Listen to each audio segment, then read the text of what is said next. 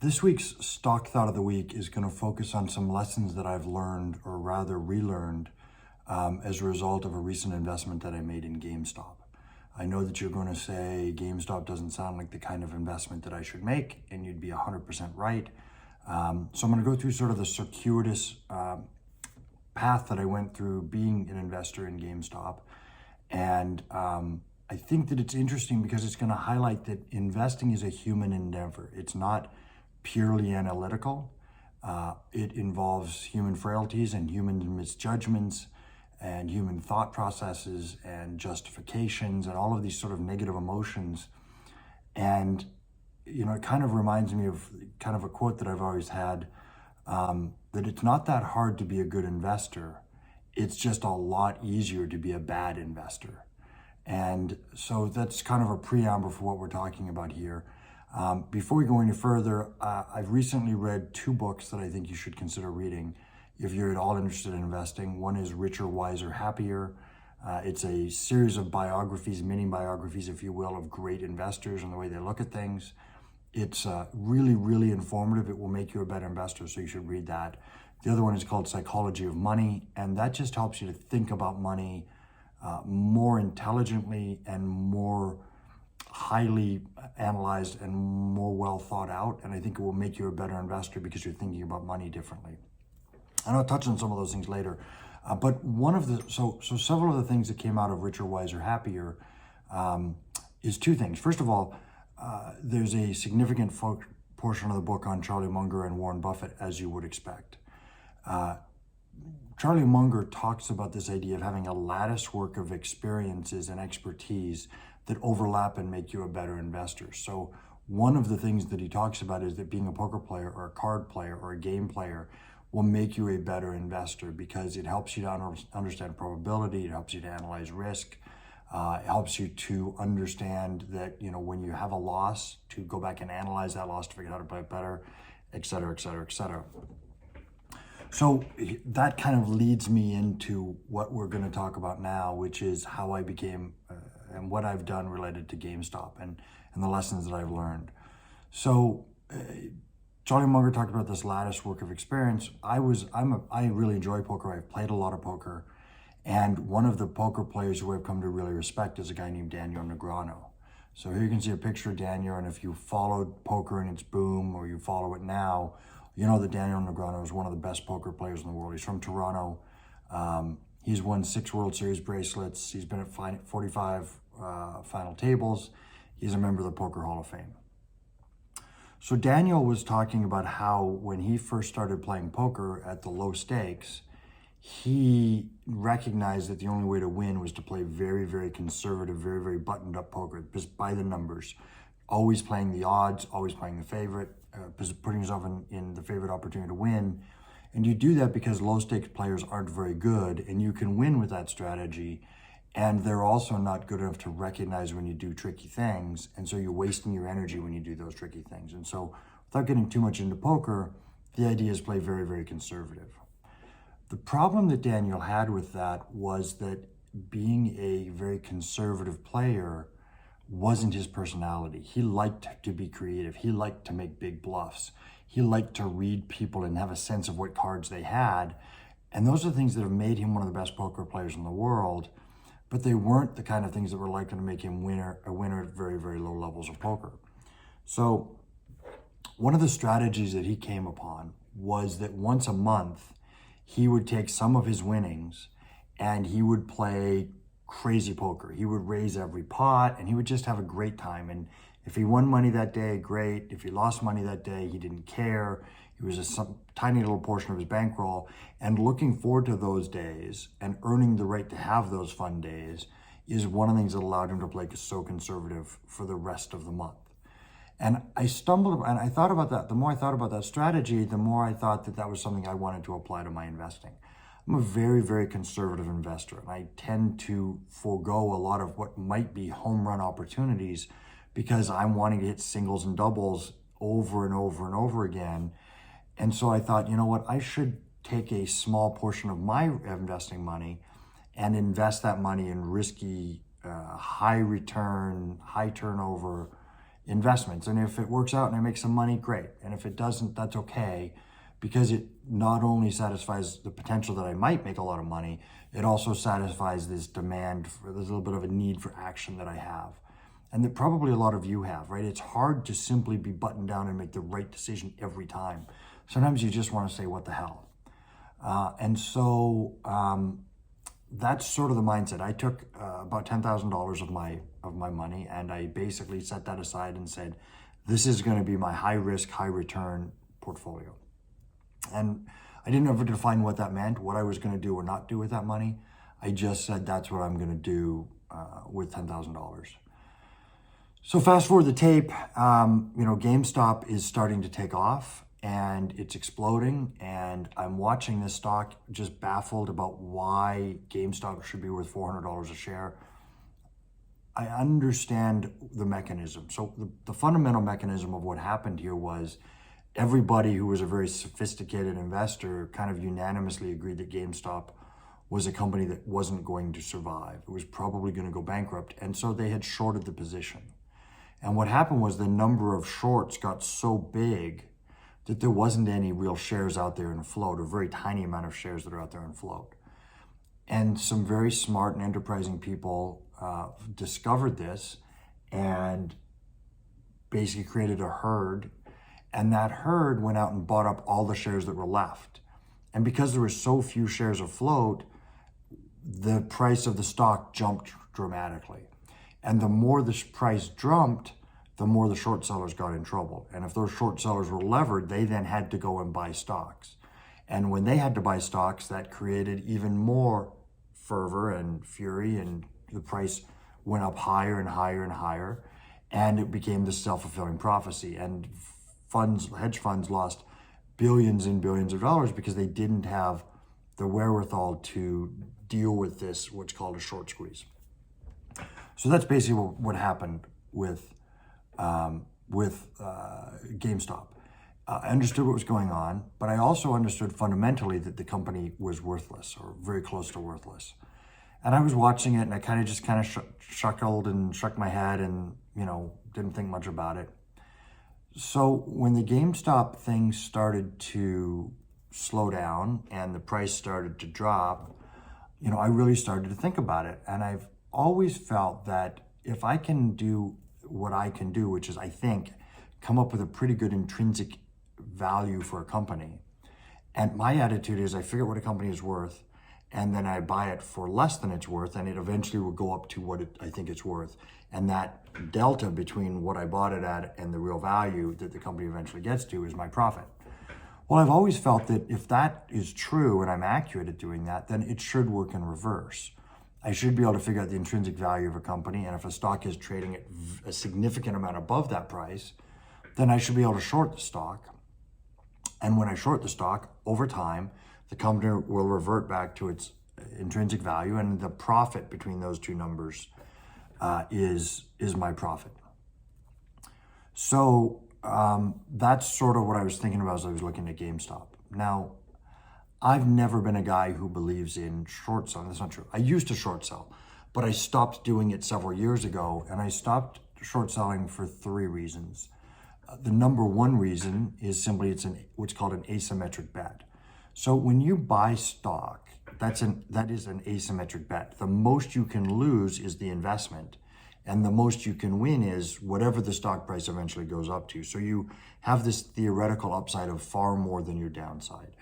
And that's, as an investor, something that you should want to do. Now, when you're short selling, that is reversed. When you're short selling, all you can do is, the best you can do is double your money. Because when you short sell a stock, if it goes to zero, then you would get a double of your money. Let me backtrack and explain about how short selling works. When you short sell a stock, what you do is effectively borrow stock from somebody. So let's say I wanted to short $10,000 of Apple. You wouldn't, because Apple's a great company. Say I wanted to short 10,000 shares of GameStop. So I borrow $10,000 worth of GameStop stock, and then I sell it, and I get a pile of cash, right? So then if the stock goes down, let's say it goes from $10,000 of value to $5,000 of value, I then buy back that stock, and I give that stock back to the person whom I bought it from. And the result is that I'm only buying it back at $5,000 because that's the value, even though I bought it for $10,000, so I get a $5,000 profit. If the stock goes to zero, I'd get to keep the whole $10,000. But if the stock doubles, I would owe the difference. But if the stock quadrupled, I would owe 4 times as much. So you can see that with a short sell, you can only double your money, but you can make many times your money. So fine, that's a good reason not to do short selling, because you've got unlimited risk and limited returns, asymmetrical bet. The second reason that I don't like to short sell a stock is I don't really like the idea of rooting against people. When you're buying a stock, you and the management of that company are on the same page. And you really both want that stock, that company to do well. You want that stock to do well. And so that feels good. When you short a stock, you're hoping that company will do badly. And it doesn't feel as good to me for some reason to root against people. There are people working in that company who have mouths to feed, and they have customers, and they have clients, and they have employees, and I'm rooting against all those people, and I don't really like that. And so for those are 2 big reasons why I stopped shorting stocks.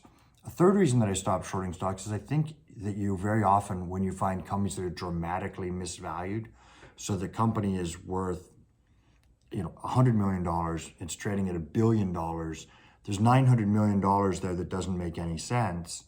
Well, there's opportunities there for people to cook the books. There's opportunities for people there to be promoters that are promoting the company. And you're working against all of those people. So you're working against an asymmetrical bet. You're working against the company being just the company's management doing the very best job they can. And you're rooting against any potential fraud or any potential promotion of the stock, which might carry on for a very, very long period of time before you get your profits. And so for those reasons, I have really stopped shorting the market, stop shorting. So hopefully, so that has sort of set the conditions for what I did next, which is pretty stupid. I have this theory that I can take $10,000 and I can be a caution to the wind investor. I have this theory that I should never short a stock, and that I can find the intrinsic value of a company, and because I can find an intrinsic value of the company, I can figure out if a company is overpriced, and I could make money if I shorted the stock, but as a conservative investor, I would never do that. So those 2 things got together and started bouncing around in my head, and I started thinking about this Gamestop thing, and I went and did an analysis of the company, and I just believe the company is worth as close to zero as you can get. And I'll tell you why I believe that. Gamestop is a retail company. I think retail companies in general are going to struggle. They sell video games. I understand the video game market reasonably well. I play some video games myself. I have a 23-year-old son who's very into video games, and I have 2 8-year-olds who are very into video games. And so I have a sense of what that's like as a user and as a consumer of the product. GameStop sells some used games, $1 billion of inventory, call it, in used games. They sell new equipment, and they sell new games. So my thinking is that the margins in the business, they've got very small stores. They've got to have multiple employees in these stores. The costs for those employees are going up. The manager's got to make a certain amount of money, and that's a bad cost structure. They have to have a lot of money tied up in inventory. You know that I hate companies that have a lot of money tied up in inventory. I also believe that their inventory is verging on worthless.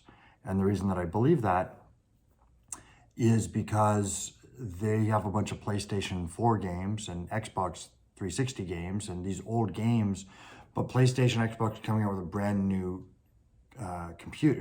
brand new consoles. And when they have these new consoles, no one's going to be interested in the old games because the new games are going to be infinitely better. Again, just my opinion, but I think it's an opinion most people would agree with. In addition to that, the video game manufacturers don't really want to sell to GameStop. What they want to do is sell their games directly to the consumer, and they can do that People can order it online. They can do that by digitally giving you the game. The games themselves have the ability to connect to the internet, and you can download the games. And if you download the games, then GameStop loses you as a customer. But in addition to that, one of the things that GameStop does is they buy used games and sell them to other people. But they can't buy used games if those games are purchased digitally. So every time a game is purchased digitally, that's a customer and that's a product that GameStop loses two potential sales: the original sale and the resale is a used game. So you add all that up and you say, okay, let's just assume that you would agree with me that that's not something that you would consider a great long-term investment. I believe the company's intrinsic value is pretty close to zero. During January and February, GameStop exploded up in value and hit a peak of $347 a share on January 27th. And that was sort of the middle of this fantastic run-up that happened as a result of the short squeeze. And the price dropped back down, and then on January 29th, it was $325 a share. And then what happened over the next couple of weeks is the stock dropped down, and at February 16th, it was down to about $50 a share. And so I'm watching this stock and I'm saying it's at $50 a share, and I'm thinking that the enthusiasm for this hedge is probably over, that although a lot of those who had the short squeeze have now either survived or covered their position, and that this thing is going to generally peter back down to its intrinsic value, which whether it's $25 or $5 is irrelevant because I can buy the thing at $49 a share. So I kind of just thought about it and I didn't pull the trigger, but I thought maybe I'd invest some of my $10,000 into GameStop and, see how things went. So fine. Finally, what happened is on, let me pull it up here. What happened is on February 26th, I shorted 60 shares of GameStop at $60 a share. Now, if you know where GameStop is today, that's turned out to have been so far a bad investment. But I want to walk you through all of that process as well. So I buy those 60 shares on February 26th, and I bought them literally at about 2 o'clock. And I'm sitting there kind of chuckling to myself. And really what I thought was I bought 60 shares for about $3,600. And here, my thinking was as simple as this: it'll drop 20%. When it drops 20%, I will cover that position. I'll make a $700 profit. I'll take that $700 profit. I'm going to buy Altria. When I buy Altria, that's a 7% dividend. So 7% dividend on a $700 profit is $50 a year. And I literally thought to myself, I'm going to buy this GameStop. I'm going to make a $700 profit. It's going to turn into $50 of annual dividends a year. And one day a year for the rest of my life, I'm going to get to eat out at a nice little restaurant, have a nice meal on GameStop. That was literally my thinking. And I was chuckling to myself about how brilliant I was. So that was, call it 2 o'clock. By 4 o'clock, the stock had gone to $90 a share. And now I'm down $1,800. By the end of business, it was, I think, $120 a share, and I was down my entire $3,600 investment. I think after I was trading, it got to $180 a share, and I'm just getting slaughtered. And now I'm pissed, and I feel stupid, and I feel like a moron, and what am I doing, and how high is this thing going to go? And I almost panicked and sold, and just, I got to get the thing out of this. But I just thought about it, and I calmed down. I said, look, this is a short-term thing. I don't have to sell. This company is still worth zero. It's still not profitable. And so I just hunkered down. I went and redid all of my analysis. I looked at the debt structure. I looked at the equity, how much cash they have in the bank. I looked at their inventory. I read the entire annual report for several years going back, and reconvinced myself that this company is worth zero. And this company isn't going to turn a profit. Or if it does turn a profit, it's not going to turn a profit that would justify this tremendous value that the company has now. And so I just hunkered down and I said, you know what, I'm gonna ride this thing out. I still believe I'm gonna get my money back. Now, to be clear, so far that's been a bad decision. The stock is today trading at $233 a share. I think my $3,600 investment has turned into a loss if I sold today of about $15,000, which is more than the entire $10,000 I had set up as this fund. But I'm really kind of trying to use this as a learning experience. And I'm really saying to myself, as a learning experience, this thing might be invaluable. Yes, I might lose $10,000 or $15,000 on this, and that still could happen. I don't think it will. But if it does, and it teaches me to never, ever be such a moron and short sell again, then that's a lesson well learned. I'm also learning that, look, if you've analyzed the situation and you believe you understand what's going on, you have to have the courage to just sit there and ride it out and take it. And so that's what I've decided to do. I've come up with a number, which if it reaches that number, I will sell and take my losses. But we're not there yet. And so I'm prepared to ride this thing out. But I'm learning a tremendous amount through this process. The amount of stress that I've put into this is disproportionate to my $15,000 loss. Even if I lost $15,000 at this moment, it would still be a relatively small percentage of my portfolio, but it's a disproportionate amount of my emotional investment. And that's one of the lessons that I'm learning. When you short sell, you could potentially put yourself in a time where your interest and your focus is taken away from where it should be. What I ought to be doing is continue to go try and find really good investments, things that I can invest in and make that $15,000 back instead of focusing on this stock. But I can tell you, I'm living and dying on every piece of news. And again, I'm going through this so that you'll understand the human nature of this, that we're all human and we all do these things. You're not alone if you do these things. And so we'll see what's going to happen with this stock. And I will try and keep you up to date on what's going on.